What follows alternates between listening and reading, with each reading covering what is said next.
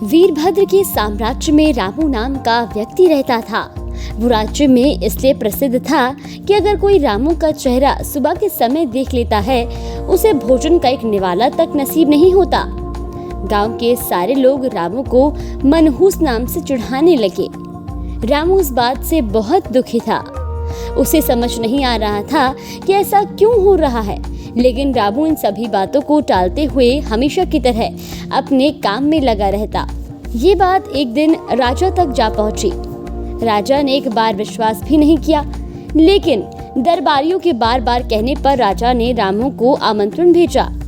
रामू राजा की बातों से अनजान खुशी खुशी राजमहल में पहुंच जाता है। प्रणाम महाराज।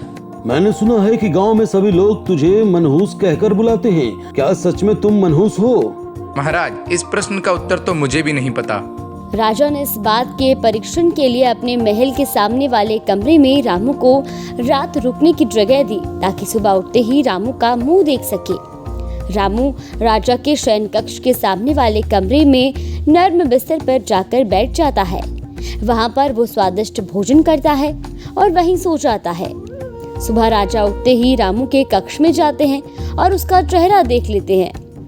चेहरा देखकर राजा अपने काम में लग जाते हैं। उस दिन संयोग से ही राजा को सभा में जल्दी जाना पड़ा, जिसकी वजह से राजा ने सुबह का नाश्ता भी नहीं किया और सभा इतनी लंबी चली कि उनको खाने का समय भी नहीं मिला। शाम के समय जब सभा खत्म हुई तो वो जैसे ही खाना खाने के लिए बैठे तो संयोग से ही उसी समय उनके खाने में मक्खी गिर गई। राजा बहुत क्रोधित हुए और रामू पर पूरा आरोप लगाया। गुस्से में आग बबूला हुए राजा ने रामू को मृत्यु दंड देने का आदेश दे दिया। रामू बहुत डर गया था। वो डर के मारे तोदुमल के पास गया और अपनी बात बताई। तुम निर्दोष हो, तुम्हें कोई सजा नहीं मिलेगी, लेकिन मैं जैसा कहूँ वैसा करोगे तब। तोदुमल ने अपना सारा उपाय रामू को बता दिया था। अगली सुबह रामू से उसकी आखिरी इच्छा पूछी गई। मैं राजा सहित पूरी जनता के सामने कुछ कहना चाहता हूँ। बोलो, क्या बोलना चाहते हो?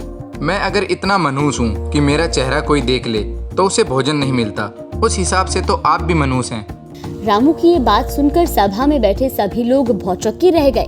भरी सभा में रामू ने राजा को मनहूस की उपाधि दे दी। राजा क्रोध से आग बबूला हो गए। तुम्हारी इतनी हिम्मत, तुमने मुझे मनहूस कहा? जिस हिसाब से आपने सुबह मेरा चेहरा देखा और आपको भोजन नहीं मिला, उस हिसाब से मैंने भी सुबह आपका चेहरा देखा और अब मुझे मृत्यु दंड मिला। रामू की ये बात सुनकर महाराज का गुस्सा शांत हुआ। महाराज को अपनी गलती का पता लग गया था।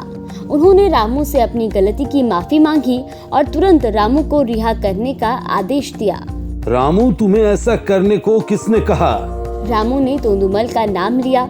रामू के मुंह से तोदुमल का नाम सुनते ही महाराज खुश हो गए और तोदुमल को महल बुलवाकर रत्नों से जड़ा एक हार उपहार में दिया।